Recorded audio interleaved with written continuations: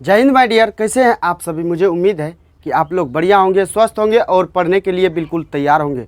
तो चलिए दोस्त, कल के वीडियो में हम लोगों ने 42 नंबर क्वेश्चन तक कर लिया था और आज की इस वीडियो में 43 नंबर से क्वेश्चन को शुरू करेंगे। और अगर आप किसी और भी एग्ज़ाम की तैयारी करें, यानी रेलवे की एग्ज़ाम की छोड़ को और भी किसी का एग्ज़ाम का तैयारी करें, तो दोस्त आप इस वीडियो को कंप्लीट देखिएगा। तो दोस्त आइए, आपके कीमती समय को न गंवाते हुए आपको सीधे सवाल पे लेके आते हैं। और 43 नंबर सवाल को देखिए। 43 नंबर सवाल हमारा कहता क्या है और सॉल्व कैसे करना है। कह रहा है क्या, एक परीक्षा में 85 में से 40 छात्रों ने 50% से कम अंक अर्जित किए। 50% से कम अंक अर्जित प्राप्त करने वाले छात्रों की संख्या का 50% अंक या उससे अधिक अंक प्राप्त करने वाले छात्रों की संख्या से अनुपात क्या होगा। यानी दोस्त इस सवाल को समझे, यानी 85 स्टूडेंट है जिसमें से 40 छात्र ऐसे हैं जिसको 50% से कम अंक आया है, उसका रेशियो और आपका कह रहा है या 50% या उससे अधिक जो आया उस दोनों का रेशियो बता दीजिए। तो आप यहाँ पे देखिएगा तो आपका जो है कह रहा 50% से कम अंक प्राप्त करने वाले छात्रों की संख्या का किसके रिस्पेक्ट में, तो 50 से कम वाले। 50 से कम वाले कितना है, तो आप देख रहे हैं स्पष्ट आपका 40 है, लेकिन 80 आपका 85 तो टोटल है ना, उसमें से 40 तो 50% से कम वाला है। 50% से कम वाला है, यानी 45 जो होगा 45 स्टूडेंट, ये 50% से अधिक वाला होगा। ये 50% से अधिक वाला होगा। तो आइए अब देखिए, 50% से कम प्राप्त करने वाले अंकों संख्या यानी कि नीचे में देना है किसको, 50% से कम वाला जो है स्टूडेंट उसको। फिर करें या 50% या उससे अधिक अंक प्राप्त करने वाले संख्या वाले छात्रों की संख्या से अनुपात, यानी 50 से जो अधिक प्राप्त किया है कितना स्टूडेंट, 45। यानी इस दोनों का रेशियो ले लीजिए, 5 से काटिएगा तो 5 नमा 45, 5 से काटिएगा 8 बार में, यानी 9 रेशियो दोस्त आपका 8 हो जाएगा। 9 रेशियो 8 आपका बिल्कुल राइट आंसर हो जाएगा। तो दोस्त मुझे उम्मीद है आपको ये सवाल क्लियर हो गया होगा और आपको समझ में आ गया होगा। तो आइए 44 नंबर क्वेश्चन देखिए दोस्त। आपका 44 नंबर भी आपका बन जाएगा, यानी 44 से लेके आपका जो है दोस्त 46 तक बन जाएगा। यानी आइए आपको सीधे 47 नंबर पे लेके आते हैं। आप बुक उठा के देखिएगा तो आपका बिल्कुल इजी सवाल है। 43 के बाद आपका 44, 45, 46 बिल्कुल इजी सवाल है। तो आइए 47 नंबर पे यहाँ तक आपका बन जाएगा। तो 47 नंबर को देख लीजिए दोस्त। जब तक स्किप नहीं करेंगे क्वेश्चन को तो आपका वीडियो नंबर्स ऑफ वीडियो आपका ज़्यादा हो जाएगा, जबकि आपका टाइम बहुत ज़्यादा लैप्स करेगा। तो आइए 47 नंबर को देखिए। कह रहा राम को एक परीक्षा में 40% अंक प्राप्त हुए और वह 20 अंकों से अनुत्तीर्ण हो गया। आदित्य को 45% अंक प्राप्त हुए और वो प्राप्तांक उत्तीर्ण होने के लिए आवश्यक अंकों से 30 अंक अधिक है। उत्तीर्ण होने के लिए कितने प्रतिशत अंकों की आवश्यकता है। तो देखिए राम को कितना आया, 40%, लेकिन पास होने के लिए 20 अंक और वो चाहिए उसको, यानी 40% तो लाया और कितना चाहिए उसको, तो 20% और चाहिए, 20 अंक और चाहिए। अब आदित्य को 45% अंक आया है, लेकिन अधिक आया है पास मार्क्स से कितना, तो आपका 30 आया है, यानी बराबर हो जाएगा। 45% माइनस कर देंगे यहाँ 30। तो अब देखिए यहाँ से आपका क्या हो रहा है। आपसे पूछा है पास करने के लिए कितने प्रतिशत, उत्तीर्ण होने के लिए कितने प्रतिशत अंकों की आवश्यकता है, यानी पास का परसेंटेज कितना है, ये बात आपसे पूछा। तो इस 30 को इधर लाइएगा तो ये हो जाएगा 50, और इस 40 को इधर भेजिएगा तो हो जाएगा 5%। यानी यहाँ से काटिएगा तो 1% का वैल्यू कितना निकल के आएगा, तो 10 निकल के आएगा। 1% का वैल्यू निकल के आया, यहाँ से देखिएगा तो ये 50, ये घट गया तो कितना हो गया, तो आपका 5%, यानी 5% का वैल्यू 50, 1% का वैल्यू कितना आया, 10 आया है। यानी यहाँ पे देखिए आपको पास चाहिए तो या तो आप इस पे बैठाइए या तो आप इस पे बैठाइए। तो 20 का वैल्यू निकालिए, तो 20 का जब 1% 10 का वैल्यू है, 1% 10 का वैल्यू, तो इसमें 2 से गुना कीजिएगा तो ये 20 पर 20 हो जाएगा। जब इसमें 2 से गुना कीजिएगा तो ये 2% हो जाएगा। यानी यहाँ 2%, यानी 40% प्लस 2% चाहिए पास करने के लिए। तो 40 2 42% आपको पास करने के लिए चाहिए, जो दोस्त आपके ऑप्शन बी में दिया हुआ है। तो दोस्त मुझे उम्मीद है माय डियर आपको ये सवाल क्लियर हो गया होगा और आपको आसानी से समझ में आ गया होगा। तो आइए अब आते हैं नेक्स्ट सवाल पे, और नेक्स्ट सवाल कितना नंबर से करना है इस तरीका को देखिए, और कौन कितना। दोस्त बीच में जब आपका इजी सवाल होता है तो उसको स्किप करके आगे बढ़ जाते हैं। तो आइए अब देखिए आपका, देखिए 48 भी आपसे बन जाएगा, 49 भी बनेगा, 50 भी बनेगा।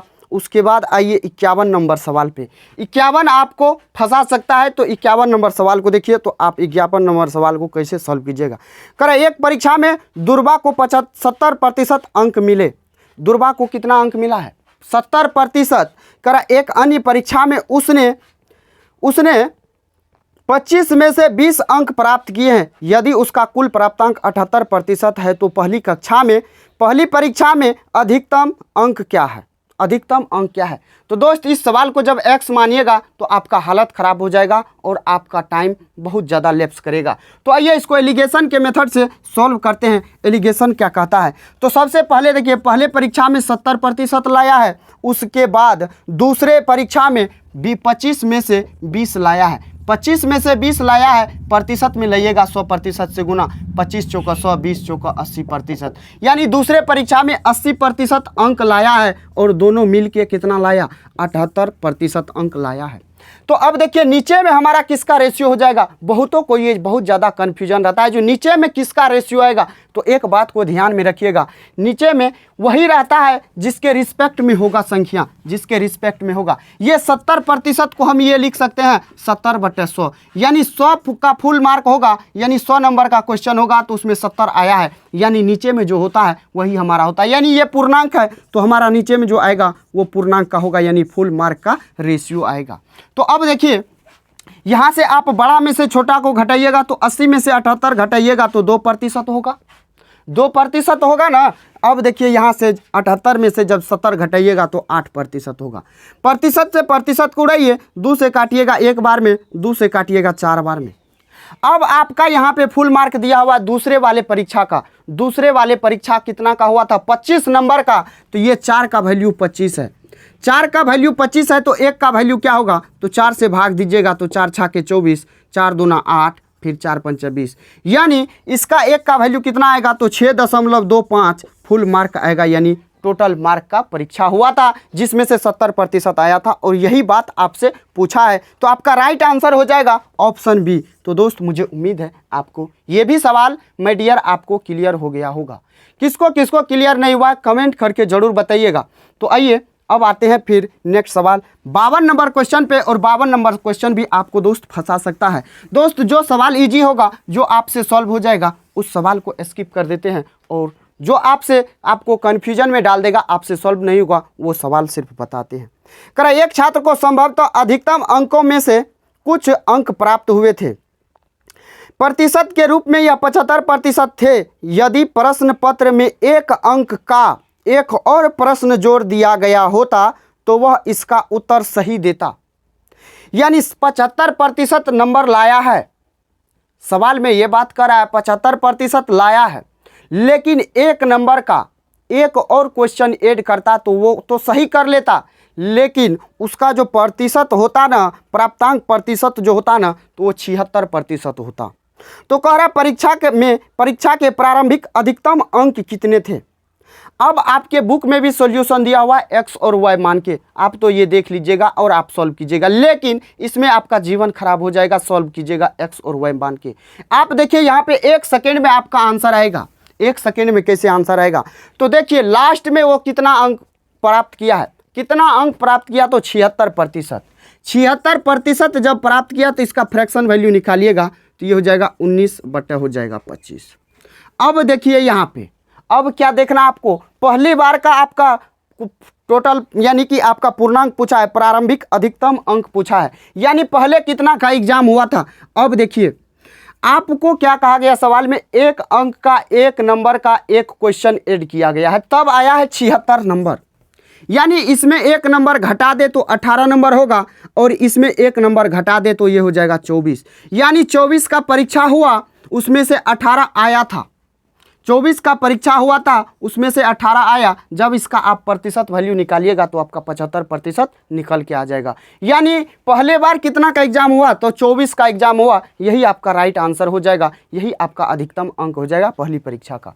तो दोस्त मुझे उम्मीद है आपको ये भी सवाल क्लियर हो गया होगा। माय डियर, अगर समझ में आ गया है तो आप वीडियो को लाइक भी कर कीजिएगा और चैनल को सब्सक्राइब कर लीजिएगा और अपने दोस्त के बीच वीडियो को शेयर जरूर कीजिएगा। तो आइए अब आते हैं फिर नेक्स्ट सवाल पे, और नेक्स्ट सवाल देखिए, नेक्स्ट नंबर कितना नंबर होगा, तो आइए देखते हैं सवाल को। तो देखिए आपका 53 नंबर भी बन जाएगा, उसके बाद आपका 53 के बाद आपका यहाँ पे बनेगा बिल्कुल 53 से 58 तक आपका बिल्कुल बन जाएगा। बिल्कुल ईजी सवाल है, तो आप सॉल्व जरूर कीजिएगा। तो आइए सीधे टाइप 3 पे शुरू करते हैं। और टाइप 3 में देखिए सबसे पहला सवाल यानी 59 नंबर सवाल। टाइप 3 यहाँ से शुरू होता है और आपका यहाँ से टाइप 3 जब शुरू होता है तो 59 नंबर सवाल देखिए आपका यहाँ से इनकम एक्सपेंडिचर और सेविंग वाला सवाल शुरू होता है। और यहाँ से आप देखिए सवाल को कैसे सॉल्व कीजिएगा। करें, रामू अपनी आय का 72% व्यय करता है, यानी 72% खर्च करता है। उसकी आय में 12% की वृद्धि होती है और वह अपने व्यय में 5% की वृद्धि करता है। यदि रामू पहले व्यय की बचत करता था और वेतन वृद्धि के बाद अब वह x की बचत करता है, तो x minus y upon y into 100% का मान बता दीजिए। बता दीजिए, तो बताते हैं, आइए ना, बिल्कुल आसानी से आपको समझाएंगे। देखिए पहले रामू का इनकम होगा, रामू इनकम यानी कुछ कमाता होगा, उसके बाद वो कुछ में से खर्च करता होगा, उसमें से वो कुछ बचाता होगा यानी सेविंग करता होगा। मान लेते हैं 100 रुपया वो कमाता होगा, तो उसमें से 72% खर्च कर देता है, यानी 72 जब खर्च कर देता है तो बचाता कितना होगा, तो बचाता होगा 28 रुपया। जब उसका इनकम 12% से बढ़ा दिया, यानी 100 से 112 हो गया, तो वो खर्च को सिर्फ 5% ही वृद्धि करता है, 5% ही वृद्धि करता है। यानी 72 का माय डियर आप 105% निकाल लीजिए। यहाँ से काटिएगा तो 20 से काटिएगा, सॉरी 5 से काटिएगा तो 5 दूना 10, 5 एक 5, 5 से काटिएगा ये 20 बार में।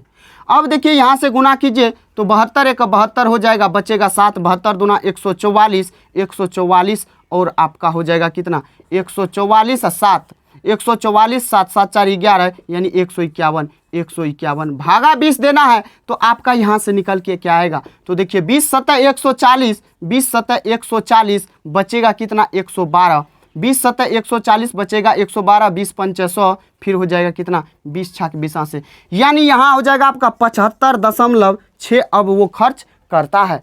तो बचाता कितना है, तो यहाँ से आप घटा दीजिए, बचाता कितना है ये आप घटा दीजिएगा तो आपका बिल्कुल निकल के आएगा जो कितना बचा रहा है। 112 में से जब घटाइएगा आप 75.6, तो ये हो जाएगा 4 ये 11, 6 5 11, यहाँ 10 यानी 3, 36.4 वो क्या करता है अब भी बचा रहा है, 36.4 अब भी वो बचा रहा है। तो आपके सवाल में कह रहा है यदि रामू पहले y की बचत करता था, यानी ये आपका y का वैल्यू है, कह रहा है वेतन की वृद्धि के बाद अब वह x की बचत करता है, यानी ये आपका x का वैल्यू। और पूछा सवाल में क्या है x माइनस वाई अपॉन में y इंटू 100%। अब यहाँ पे आप घटा घुटी कीजिएगा मत कीजिए, आप 36.4 माइनस 28 बटे y यानी y क्या है 28 है गुना 100%। आप यहाँ पे डिजिटल सम लगाइए तो देखिए 6 3 9 हो जाएगा, दशमलव का डिजिटल सम में कोई मतलब नहीं रहता है। तो यहाँ देखिए आपका 6 3 9 ये हो जाएगा 4, ये 8 2 10 यानी 1, फिर ये हो जाएगा 1, यानी जिस ऑप्शन का डिजिटल सम 3 होगा वही हमारा राइट आंसर होगा। तो देखिए डिजिटल सम किसका 3 है, तो ऑप्शन ए को देखिएगा तो 30 है, यानी इसका डिजिटल सम 3 है, और बी का देखिएगा तो 4 है, सी का देखिएगा तो 7 है, और डी का देखिएगा तो 9 है, यानी आपका 30% माय डियर आपका बिल्कुल राइट आंसर हो जाएगा। तो आई होप आपको दोस्त ये भी सवाल क्लियर हो गया है। अगर जिसको समझ में नहीं आया है तो आप कमेंट करके ज़रूर बताइएगा। जो दोस्त आपको कहीं दिक्कत हुआ है तो चलिए फिर आते हैं नेक्स्ट सवाल पे। और नेक्स्ट सवाल देखिए, नेक्स्ट सवाल हमारा क्या कहता है, आगे होगा 60 नंबर सवाल। 60 नंबर सवाल को देखिए, 60 नंबर सवाल आपसे कहता क्या है, कर रमन की आय 45,000 है और वह अपनी आय से 12.5% की बचत करता है। यदि उसकी आय में 18% की वृद्धि होती है और वाय में 20% की वृद्धि होती है तो उसकी बचत में क्या होगा, वृद्धि होगा या कमी होगा। तो अब देखिए कह रहा वृद्धि होगा या कमी होगा, तो यहाँ पे 45,000 है। जब आप उसका रियल वैल्यू लेके निकालिएगा ना दोस्त, तो आपको बहुत ज़्यादा टाइम लेगा आपका। 12.5% क्या कर रहा है, बचत कर रहा है। तो पहले इनकम होगा, पहले इनकम होगा, उसके बाद एक्सपेंडिचर होगा, उसके बाद आपका सेविंग होगा। तो देखिए इनकम मान लेते हैं 100 रुपया वो कमाता है, तो 12.5% बचत करता है। 12.5 जब बचत करता है, 12.5 निकालिएगा 100 का, तो 12.5 ही निकलेगा। जब 12.5 बचत करता है तो आपका 87.5 खर्च करता है। ये बात तो सिंपल है ना, ये बात तो समझ रहे हैं ना।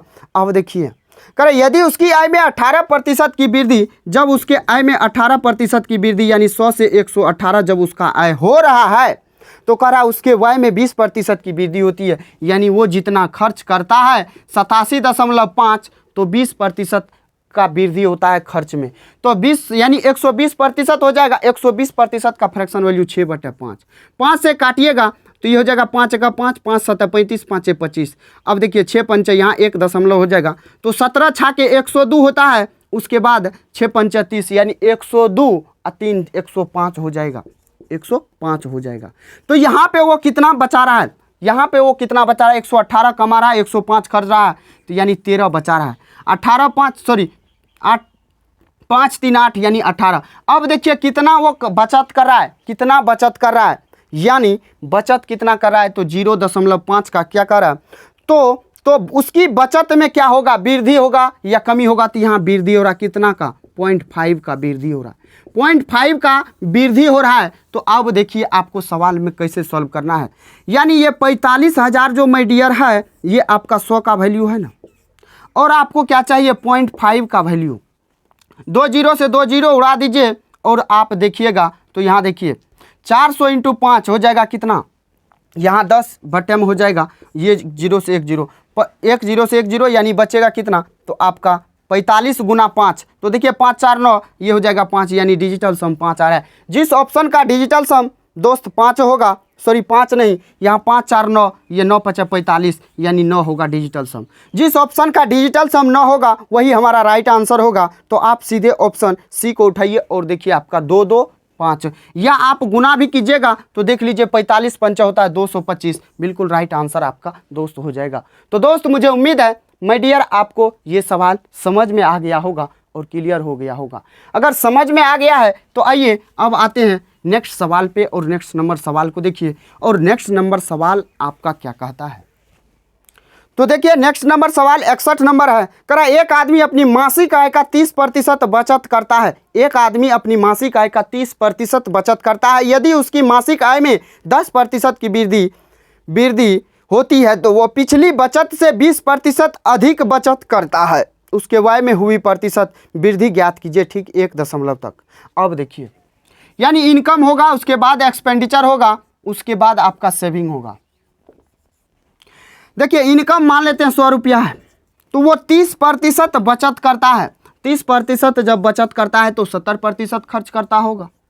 जब उसके इनकम में वृद्धि किया गया, जब उसके इनकम में वृद्धि किया गया कितना का, 10 का, यानी 110 हो गया। 10 का वृद्धि हुआ तो 100 से 110 हो गया। तो कह रहा है उसकी पिछली बचत में, बचत से 20% अधिक है, बचत उसका 20% अधिक है। तो 30 का 120 निकालिएगा, 120/100 यानी 6/5 निकालिएगा। तो 5 6 के 30, 6 6 के 36 यानी 36 अब वो बचा रहा है। तो खर्च कितना कर रहा है, तो घटा दीजिए, घटाइएगा तो यहाँ देखिए 36 घटाइएगा तो ये हो जाएगा 4, फिर बचेगा कितना, यहाँ 10 में से 3 जाएगा तो कितना बचेगा, 7, यानी 74 वो अभी बचा रहा है। तो आपसे सवाल में पूछा क्या है, पिछली बचत उसके व्यय में हुई वृद्धि, प्रतिशत वृद्धि, यानी पहले 70 खर्च कर रहा था अब 74 करने लगा।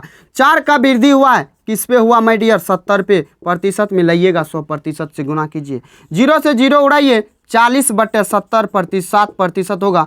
7 पंच 35 दशमलव 7 7 49 यानी 5.7 का वृद्धि हुआ उसके बचत में। तो ये सवाल आपको समझ में आया ना। अगर समझ में आ गया है तो आइए अब आते हैं फिर नेक्स्ट सवाल पे। अब समझ में आ गया है तो आप वीडियो को पूरा देखिएगा, तभी आपको दोस्त आपका सारा डाउट क्लियर हो जाएगा और आपसे एक भी सवाल एग्जाम हॉल में नहीं छूटेगा। ये दोस्त आप देख के पता चल रहा होगा जो आपको ये वीडियो हेल्प होगा या नहीं होगा। तो आइए 62 नंबर सवाल, करा तानवी अपने मासिक वेतन का 80% खर्च करने के बाद वह प्रति माह अपने वेतन से 5000 की बचत करती है। तानवी का वेतन कितना है? अब देखिए 80% जब खर्च करती है तो वो बचाती, इसका मतलब 20%, और बचाती रुपया में है 5000 और आपका प्रतिशत में बचाती है 20%। प्रतिशत पूरा निकालने के लिए वेतन यानी टोटल वेतन कितना कमा रही है वो निकालने के लिए आपको 100% से गुना करना होगा। तो आप प्रतिशत से प्रतिशत उड़ाइए, 1 0 से 1 जुड़े उड़ाइए और 2 से काटिएगा तो ये 250 बार में कटेगा। और यहाँ से देखिएगा तो आप गुना कीजिएगा तो ये होगा 25,000। 25,000 आपका राइट आंसर हो जाएगा माय डियर, आपका ऑप्शन ए में दिया हुआ है। तो आपको ये भी सवाल क्लियर हुआ ना? क्लियर हो गया होगा। तो आइए अब आते हैं फिर नेक्स्ट सवाल पे। नेक्स्ट नंबर सवाल देखिए, करा हरि के वेतन में से घर के किराए के रूप में 15% की कटौती की जाती है। घर के किराए के लिए कितना? 15%। करा फिर शेष राशि का 20% बच्चों की शिक्षा पर खर्च किया जाता है और शेष राशि का 10% उसकी चिकित्सा पर खर्च होता है। अंत में उसके पास 42,840 शेष बच जाते हैं। उसका कुल वेतन ज्ञात कीजिए। यानी कितना कमाता है वो बात कर रहा है, जो बता दीजिए ना हमको। तो आइए इस सवाल को देखिए, आप एक्स तो कमाता है, एक्स कमाता है, इसमें से 15% कितना खर्च करता है? घर पे, तो 85% दोस्त बचाता है। उसके बाद 85/100 हो जाएगा, 85/100 होगा। उसके बाद 20% बच्चों की शिक्षा पे यानी 80% वो अभी बचा रहा है। फिर उसके बाद 10% किस पे खर्च कर रहा है? तो 10% वो खर्च कर रहा है चिकित्सा पे, यानी फिर भी वो 90% बचा रहा है। तब जाके बच रहा है कितना? 42,840। 42,840। तो यहाँ से आप काट लीजिए, तो 9 से काटिएगा तो सीधा 9 से काट दीजिए। 9 छाके 36, 9 चौका 36, सॉरी यहाँ 9 चौका 36, फिर बचेगा कितना? 36 4 2 6, 9 7 63, 9 छाके 54। अब यहाँ पे आप डिजिटल सम लगाइए। अब यहाँ पे आप डिजिटल सम लगाइए तो ये हो जाएगा x गुना 8 5 13 यानी 4, ये हो जाएगा 8। फिर बराबर होगा, ये बटे में तो होगा ही 100 100 100 यानी 10,000। ये हो जाएगा देखिए 7 6 13, 13 4 कितना होता है? 17 यानी 17 यानी 8 हो जाएगा। इस 100 को हटाइए, इस 100 का डिजिटल सम 1 हो जाएगा। 8 चौका 32 यानी 5। अब देखिए ये जब 5 को इधर भेजिएगा तो बटे में 5 होगा, यहाँ भाग नहीं देना है। यहाँ जब हमारा नीचे में डिजिटल सम हमारा 1 होना चाहिए, तो 5 में ऐसी कौन सी संख्या से गुना करे जो हमारा 1 देगा? तो 2 से गुना कर देते हैं। 2 से गुना कीजिएगा तो 8 दूना 16 बटे 10 यानी डिजिटल सम 1 हो गया। यानी जिसका इसको जब जोड़िएगा तो 7 होगा। यानी जिस ऑप्शन का डिजिटल सम हमारा 1 7 होगा तो वही हमारा राइट आंसर होगा। तो आप सीधे ऑप्शन डी को देखिए तो 70,000 है जिसका डिजिटल सम 1 होगा। तो मुझे उम्मीद है आपका आंसर बिल्कुल 70,000 होगा और आपको ये सवाल दोस्त समझ में आ गया होगा। तो आपको कैलकुलेशन से दोस्त बचना कैसे है इस तरीका को भी देख लिए आप। तो आइए नेक्स्ट सवाल पे, और नेक्स्ट सवाल देखिए। नेक्स्ट सवाल 64 नंबर होगा। तो कैसे होगा? पिछले वर्ष रंजन का मासिक वेतन 34,500 था और इस वर्ष उसका मासिक वेतन 38,640। तो पिछले वर्ष के मासिक वेतन की तुलना में इस वर्ष रंजन के मासिक वेतन में कितने प्रतिशत की वृद्धि हुई? ये सवाल आपसे सॉल्व होगा ना। कितना का इंक्रीज हुआ है तो परसेंटेज इंक्रीज निकालना है, तो आपसे ये सवाल सॉल्व हो जाएगा। तो आइए 65 नंबर सवाल पे। 65 नंबर सवाल करा, विकास अपने वेतन का 80% खर्च करते हैं, उसके वेतन में 25% की वृद्धि और उसके व्यय में 15% की वृद्धि हुई, तो उसकी बचत में कितने प्रतिशत की वृद्धि हुई है? तो आइए इस सवाल को देखिए आप। 65 नंबर सवाल को देखिए आप कैसे सॉल्व कीजिएगा। मान लेते हैं 100 रुपया वो कमाता है, 100 रुपया वो कमाता है और खर्च कितना करता है और बचाता कितना है? बचाता कितना है? जब खर्च कर 100 रुपया कमाता है तो 80% खर्च करता है, यानी 80 रुपया खर्च करता है, 20 रुपया बचा लेता है। जब उसके वेतन में 25% का वृद्धि हुआ, यानी 25% का वृद्धि कहने का मतलब 125 हो गया 100 से बढ़ के उसका इनकम। उसके बाद करा उसके व्यय में 15% की वृद्धि, यानी जो खर्च कर रहा था 80 रुपया अब वो 15% बढ़ जाएगा, यानी 115/100 होगा। 5 से काटिएगा तो ये कटेगा 23 बार में, 5 से काटिएगा तो ये 20 बार में, 20 चौका 80, 23 चौका 92 रुपया हो जाएगा। 92 रुपया दोस्त अब भी वो खर्च कर रहा है तो 125 कर रहा है और 92 खर्च कर रहा है, तो बचा कितना रहा है, तो 8 इधर 25 इधर 8 5 13 यानी 33 खर्च बचा रहा है।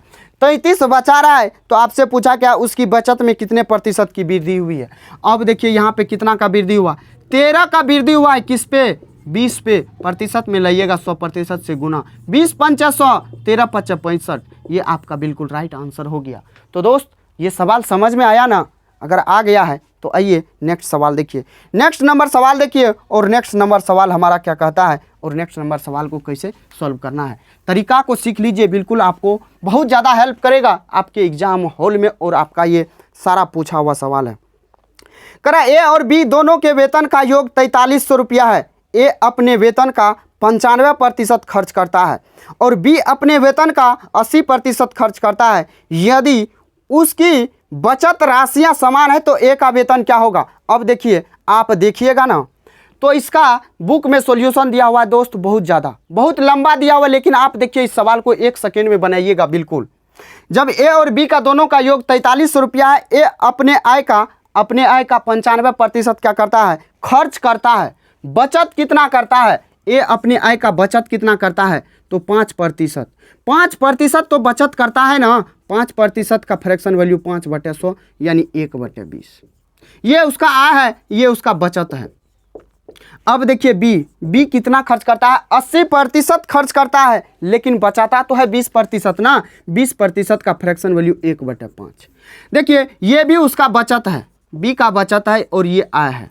तो आय से तो कोई मतलब नहीं है, लेकिन बचत से मतलब है। क्या मतलब है, दोनों का बचत समान है, दोनों का बचत समान है, यानी दोनों का बचत जब समान है तो दोनों का आय ये होगा, यानी बी का आय 5 होगा, ए का आय 20 होगा। लेकिन सवाल में 4300 दिया हुआ है, क्या दिया हुआ है, दोनों के आय का योग, दोनों के आय का योग दिया हुआ है। तो दोनों का आय देखिए यहाँ कितना है, 20 5 25, ये 25 हो जाएगा। और पूछा किसका है, ए का वेतन, ए का वेतन पूछा है ना, ए का वेतन पूछा है, तो ए का वेतन 20 है, तो 20 से गुना कर दीजिए माय डियर। अब देखिए यहाँ भी आप डिजिटल सम लगाइएगा, नहीं तो आप काटिएगा, 4 3 7 हो जाएगा, 7 दूना 14 यानी 5 होगा, यहाँ 7 होगा। 7 में ऐसी कौन सी संख्या से गुना करना है जो आपका डिजिटल सम 1 देगा नीचे में, तो 4 7 28 यानी 4 5 20, यानी डिजिटल सम कितना होगा, 2 होगा। तो आप ऑप्शन में देख लीजिएगा कौन सा ऑप्शन आपका डिजिटल सम 2 दे रहा है। तो आप सीधे ऑप्शन डी सी को उठाइए, ऑप्शन सी को जब उठाइएगा तो आप देखिए 3 4 4 0, 4 4 8 3 11 यानी डिजिटल सम 2 दे रहा है। 11 को जब आपस में जोड़िएगा तो 2 होगा, यानी आपका डिजिटल सम 2, यानी ऑप्शन सी हो जाएगा राइट आंसर। तो दोस्त मुझे उम्मीद है आपको ये भी सवाल क्लियर हो गया होगा और आपको आसानी से माय डियर समझ में आ गया होगा। जब इसका सॉल्यूशन आप बुक में देखेंगे ना तो दोस्त आपका हालत ख़राब हो जाएगा। एग्जाम हॉल में अगर बैठे हैं तो आपका ये तो बहुत ज़्यादा टाइम टेकन करने वाला सवाल हो जाएगा, लेकिन आपको 1 सेकेंड में सॉल्व करने के लिए दोस्त सिखा दिए। 67 नंबर सवाल देखिए, रवि का वेतन मोहन के वेतन से 20% अधिक है। यदि मोहन का वेतन 1600 है तो रवि का वेतन क्या होगा। 20% अधिक है किसका, रवि का 20% अधिक है मोहन से। तो अब देखिए अगर रवि को सॉरी मोहन से ना, मोहन का अगर 100 है तो इसका 120 हो जाएगा, यानी 120/100 6/5। मोहन का 5 है तो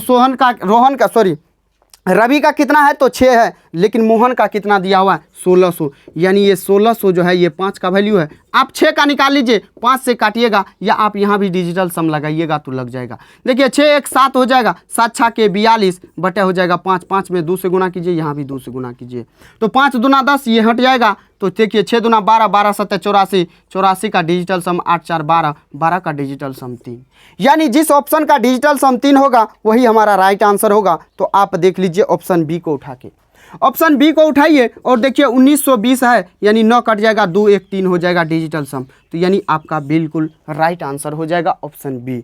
तो मुझे उम्मीद है आपको ये भी सवाल क्लियर हो गया होगा दोस्त। मेरे डियर आपको, मेरे भाई आपको समझ में आ गया ना, अगर आ गया है तो आगे आइए सवाल पे, आगे आइए सवाल पे और देखिए आपका क्या करा। अशोक भाई अपनी मासिक आय का 10% व्यय करता है और प्रति माह 5400 रुपया की बचत करता है, तो उसकी मासिक आय, ये भी सवाल आपसे सॉल्व हो जाएगा। तो आइए अब आते हैं 69 नंबर सवाल पे। करा मोरिस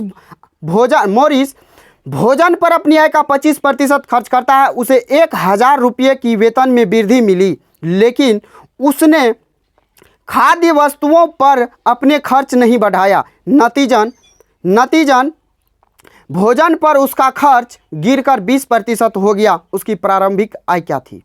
अब देखिए इस सवाल को कैसे सॉल्व कीजिएगा। 25% खर्च करता है लेकिन उसके इनकम में 1000 का वृद्धि मिला है। मान लेते हैं 100 रुपया वो कमाता है, 100x मान लीजिए, 100x वो कमाता है तो वो खर्च कितना करता है? खर्च करता है 25%, यानी 25x खर्च करता है। 25x खर्च करता है तो बचाता कितना है? 75x। ये खर्च हो जाएगा यानी एक्सपेंडिचर होगा, ये आपका हो जाएगा सेविंग और ये आपका हो जाएगा इनकम। देखिए अब देखिए आगे सवाल में क्या करा, 1000 का वृद्धि हुआ है वेतन में, 1000 का वृद्धि हुआ है वेतन में। जब 1000 का वेतन में वृद्धि हुआ है यानी 100x प्लस 1000, तो उसका वेतन क्या होना चाहिए? उसका वेतन 20% गिर कर हो गया, यानी 20% हो गया, कहने का मतलब 20x हो गया। 20% गिर कर हो गया यानी x हो गया, लेकिन वो करना तो नहीं चाहता है। करा उसने खाद्य वस्तुओं पर अपना खर्च नहीं बढ़ाया लेकिन फिर भी घट गया है। खर्च नहीं बढ़ाया यानी फिर भी घट गया है, यानी इसका 20% इसके बराबर होगा, इसका 20% इसके बराबर होगा। खर्च तो बराबर होगा ना, खर्च में तो कोई परिवर्तन नहीं हुआ है, यानी 20% जो हुआ है 1000 पे इसका बढ़ रहा है। तो यहाँ पे आप ऐसे निकालिए, तो यहाँ पे आप जब निकालिएगा तो 100x प्लस 1000 का 20% यानी 1/5 बराबर होगा 25x के। यहाँ से आप देखिएगा तो इस 5 को उधर भेजिए तो 125 हो जाएगा, x बराबर होगा 100x प्लस हो जाएगा 1000। अब इस 100x को उधर भेजिएगा तो ये हो जाएगा 25x, ये हो जाएगा 1000। 25 से काटिएगा तो 25 से काट दीजिए, 25 चौका 100 यानी x का वैल्यू 40 निकल के आया। x का वैल्यू जब 40 निकल के आया तो पूछा प्रारंभिक आय, यानी पहले वाला आय कितना था? तो 100x था, तो 100 गुना हो जाएगा 40, तो 40 से गुना कीजिए तो हो जाएगा 4000 कमाता था पहले, यानी 4000 आपका बिल्कुल राइट आंसर हो जाएगा। तो दोस्त अगर आप इस सवाल को बेसिक से जाइएगा तो आपका हालत तो ख़राब होगा ही होगा, लेकिन आपको समझ में भी नहीं आएगा। तो आइए अब आते हैं फिर नेक्स्ट सवाल पे, और नेक्स्ट सवाल देखिए, नेक्स्ट सवाल क्या कहता है। तो 70 नंबर सवाल देखिए, कह रहा है अरुण की आय बाला की आय की 150% है। अरुण की आय बाला की आय की 150% है, यानी 150/100। 50 से काटिएगा 3 बार में, 50 से काटिएगा 2 बार में, इस b को नीचे भेजिए। इस b को नीचे भेजिएगा तो a का वैल्यू कितना होगा? 3 और b का वैल्यू होगा 2। a का वैल्यू 3, b का वैल्यू 2। अब आगे देखिए, कह रहा है चंदू की आय अरुण की आय की 120 है। चंदू की आय अरुण की आय की 120% है, यानी 6/5 होगा 120% का फ्रैक्शन वैल्यू। तो ए अरुण यानी नीचे हो जाएगा, तो जब अरुण नीचे होगा तो अब यहाँ पे देखिए आपका कॉमन क्या है? कॉमन यहाँ पे आपका देखिए ये है अरुण यहाँ पे 3 है, लेकिन अरुण यहाँ पे 5 है। तो अरुण का तो वेतन बराबर होना चाहिए ना, दोनों केस में बराबर होना चाहिए। तो अरुण के वेतन को बराबर कीजिए। जब 3 में 5 से गुना कीजिएगा तो 15 होगा, 5 में 3 से गुना कीजिएगा तो 15 होगा, यानी अरुण का वेतन बराबर हो गया।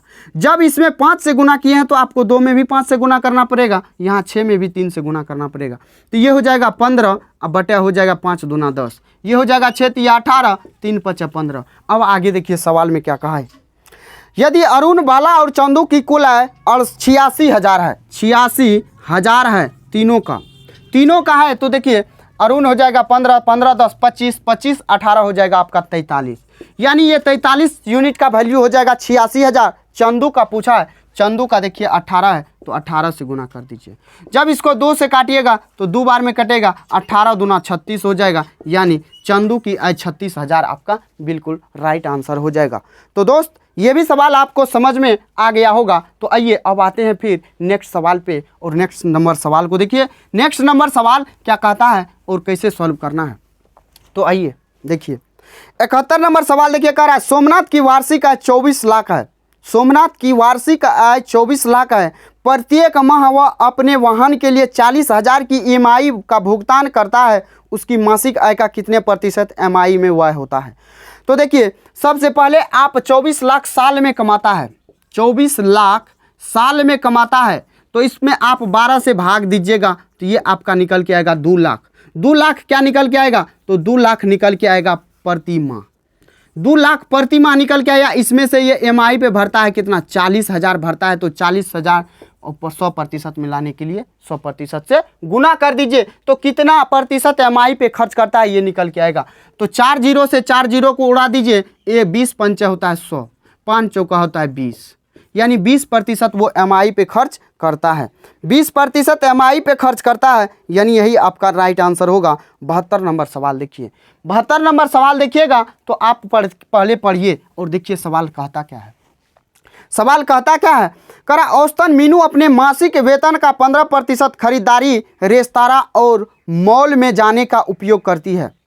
शेष 40% घर के खर्चों में उपयोग हो जाता है और 45% उसकी बचत होती है। यदि एक महीने में वह घर पर 40,000 खर्च करती है तो उसकी वार्षिक आय क्या होगा। वार्षिक पूछा है यानी साल में पूछा है, आप इस बात को ध्यान में रखिएगा, यहीं पे बहुत ज़्यादा बच्चा कन्फ्यूजन हो जाता है। यानी 40,000 जो खर्च करता है घर पे, लेकिन प्रतिशत में 40%, प्रतिशत में 40% और 100% से गुना कर दीजिए तो उसका आय निकल के आएगा। प्रतिशत से प्रतिशत उड़ाइए, 1 जीरो से 1 जीरो, 4 से 4, यानी 1 2 3 4 5, यानी 1 लाख रुपया उसका क्या हो जाएगा। वार्षिक नहीं होगा, ये मासिक होगा, 1 लाख मासिक होगा। जब इसमें आप 12 से गुना कीजिएगा तो ये होगा 12 लाख। 12 लाख उसका क्या हो जाएगा, वार्षिक इनकम हो जाएगा, जो आपके ऑप्शन सी में दिया हुआ है। तो माय डियर ये भी सवाल आपको समझ में आ गया होगा। तो आइए अब आते हैं 73 नंबर सवाल पे। और 73 नंबर सवाल देखिए आपका पिछले सवाल की तरह है और पिछला सवाल इसी प्रकार का था। कितना नंबर, तो आपका पिछला सवाल भी आपका ये है, पिछले सवाल की तरह है और ये सवाल आपसे बन जाएगा। यानी प्रकार है कितना मासिक वेतन का कितने प्रतिशत EMI में जाता है, ये सवाल आपसे सॉल्व होगा। अब देखिए 74 नंबर सवाल। सुनैना किसी निजी कंपनी में कार्य करती है और उसका वार्षिक आय 3 लाख रुपया है। वार्षिक यानी साल में वो 3 लाख और 3 लाख साल में कमाती है। 3 लाख साल में कमाती है और 2 गाड़ी रखी है उसका मेंटेन के लिए। पहले गाड़ी पे 5%, तो 2 जीरो से 2 जीरो, ये हो जाएगा कितना, 3 5 15, यानी 15,000 वो नई गाड़ी पे इनकम यानी खर्च करती है। और दूसरे गाड़ी यानी पुरानी वाली गाड़ी पे इससे 2% अधिक, इससे 2% अधिक यानी 7% खर्च करती है। तो 7 तिया 21,000 करा वो साल में कितना गाड़ी पे खर्च करती है, तो ये हो जाएगा आपका यहाँ से 36,000 खर्च करती है गाड़ी पे। तो यही आपका राइट आंसर हो जाएगा। तो दोस्त मुझे उम्मीद है आपको ये सवाल समझ में आ गया होगा और क्लियर हो गया होगा। तो आइए माय डियर अब आते हैं फिर नेक्स्ट सवाल पे। और नेक्स्ट सवाल देखिए 76 नंबर सवाल क्या कहता है। 76 नंबर सवाल कहता है प्रत्येक माह कृतिका अपनी आय का 30% घर के खर्च पर, घर के किराए पर, शेष का 60% घरेलू के व्यय पर खर्च करती है। यदि वह प्रत्येक माह 6300 रुपये की बचत करती है तो उसकी कुल मासिक आय क्या होगा। अब देखिए ये सवाल क्या कहता है। प्रत्येक माह कृतिका अपनी आय का 30% घर के खर्च पर करती है और शेष का यानी घर के खर्च पे, यानी मान लेते हैं 100 रुपया कमाती है, 30% जब वो घर के खर्च पे कर देती है तो 70% तो बचाती होगी, 70% बचाती तो होगी ना। उसके बाद शेष का 60% घरेलू के व्यय पर, 60% जब घरेलू के व्यय पे तो 40% बचाती होगी। फाइनली कितना बचाती है, 6300 रुपया। 6300 रुपया। यहाँ से आप देखिएगा डिजिटल सम लगाइए, काट कूट मत कीजिए। यहाँ से डिजिटल सम लगाइएगा तो 7 चौका 28, यानी हो जाएगा कितना 28, और ये हो जाएगा 6 3 9, यानी 8 2 10, यानी ये हो जाएगा 1। यानी जिस ऑप्शन का डिजिटल सम ए 9 होगा वही हमारा राइट आंसर होगा। तो आप उठाइए ऑप्शन सी को और देखिए उसका डिजिटल सम 9 है, यानी 22,500। 22,500 आपका बिल्कुल राइट आंसर है। तो दोस्त मुझे उम्मीद है आपको ये सवाल समझ में आ गया होगा और समझ में आ गया है। तो आइए अब आते हैं फिर नेक्स्ट सवाल पे। और नेक्स्ट सवाल देखिए, नेक्स्ट नंबर 76 नंबर सवाल करा मीनाक्षी अपने मासिक वेतन का औसतन 10% खरीदारी पर और रेस्तरां और वह मॉल जाने पर खर्च करती है। शेष 80% उसके घरेलू खर्चों पर वह होता है और 10% की बचत होती है। यदि मासिक घरेलू वह 48,000 है तो मासिक आय यानी 48,000 तो वो खर्च करती है किस पे, घर पे। लेकिन प्रतिशत में कितना खर्च करती है, 80%। 100% से गुना कीजिए तो आपका आय निकल के आएगा। तो यहाँ से देखिए जी प्रतिशत से प्रतिशत, 0 से 0, 8 6 के 48, यानी 600। 6 पे 4 गो जीरो यानी 60,000 वो क्या करती है, उसका इनकम है। 60,000 उसका इनकम है, जो बिल्कुल राइट आंसर आपका ऑप्शन ए कहता है। तो आइए 77 नंबर सवाल, 77 नंबर सवाल देखिए क्या कहता है। 77 नंबर सवाल कह रहा है, औसतन प्रमोद अपनी कार में पेट्रोल भराने के लिए अपने मासिक वेतन का 10% उपयोग करता है, शेष 80% घरेलू काम पर खर्च करता है और 10% वेतन बचाता है। यदि मासिक आधार पर वह घर के काम पर 24,000 खर्च करता है तो उसका वार्षिक आय, वार्षिक पूछा है इसमें, 24,000 बचाता है, 24,000